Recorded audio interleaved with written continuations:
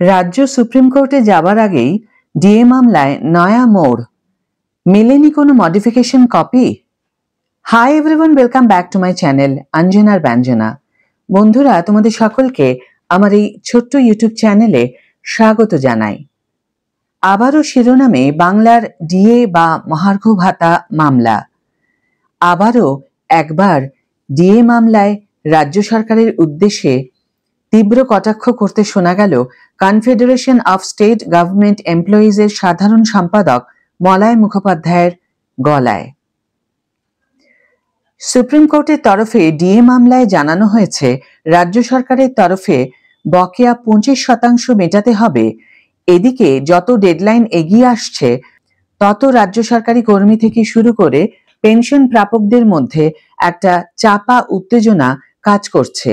সকলের মুখে একটাই প্রশ্ন, সময়ের মধ্যে রাজ্য সরকার বকেয়া ডিএ মেটাতে পারবে তো?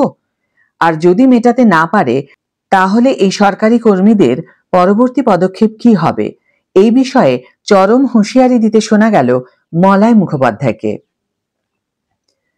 সরকারি কর্মীদের বকেয়া ডিএ মেটানোর ব্যাপারে রাজ্য সরকার কি কি পদক্ষেপ নিয়েছে সেই নিয়ে এখন প্রশ্ন উঠছে। সম্প্রতি এক সাক্ষাৎকারে মলয় মুখোপাধ্যায়ের তরফে জানানো হয়েছে, রাজ্য সরকার সুপ্রিম কোর্টের নির্দেশ অনুযায়ী কোনো মডিফিকেশন বা ক্লারিফিকেশনের নোটিশ জমা দেয়নি। তার মতে, যদি সরকার এমন কোনো আবেদন শীর্ষ আদালতে করেও থাকে তবে নিয়ম অনুযায়ী তার একটি কপি কনফেডারেশনকেও দেওয়ার কথা, যা তারা পাননি। মলয় মুখোপাধ্যায় বলেছেন, এখন আমাদেরকে একটা প্রশ্নের সম্মুখীন হতে হচ্ছে। আজ 4 সপ্তাহ হয়ে গেল সরকার ডিএ দেওয়া নিয়ে কোনো উচ্চবাচ্য তো করছে না। ডিএ দেবে তো? তিনি বলেন, এই প্রেক্ষিতে বলি, এখনো 2 সপ্তাহের কাছাকাছি সময় আছে। ওই সময়টা সরকারকে দিতে হবে।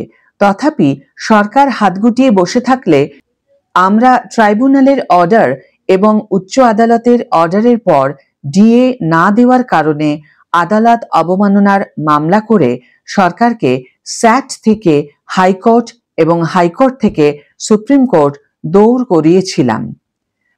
তিনি আরো বলেন, মাননীয় আমজাদ আলীর 23/9/2020 তীক্ষ্ণ সওয়াল জবাবে 16/12/2020 মধ্যে পুনরায় ডিএ মিটিয়ে স্যাটের রায় অনুযায়ী দেওয়ার কথা মুখ্য সচিবকে জানিয়ে দিয়েছিল।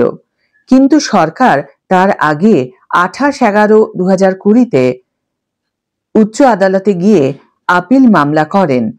20/5/2022 আপিল এবং 22/9/2022 তৃতীয় রিভিউতে হেরে সর্বোচ্চ আদালতে গিয়ে এসএলপি দায়ের করেন। এবারও যদি সর্বোচ্চ আদালতের রায় কার্যকর না করে থাকেন, সেক্ষেত্রে আদালত অবমাননা থেকে পালিয়ে যাবার আর কোনো পথ নেই। মলয় মুখোপাধ্যায় বলেন, আদালত অবমাননার জন্য কারাদণ্ড পর্যন্ত হতে পারে।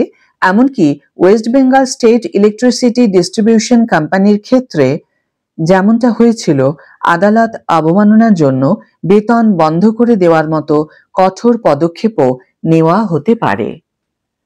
এতক্ষণ যা শুনলে বন্ধুরা, সবটাই মলয় মুখোপাধ্যায়ের বলা কথা। আজকের ভিডিও এখানেই শেষ করছি। ভিডিওটি যদি কার্যকর বলে মনে হয়ে থাকে তাহলে অবশ্যই একটা ছোট্ট করে লাইক দিও, শেয়ার করো বন্ধুদের সাথে, কমেন্ট করে জানিও তোমাদের মতামত।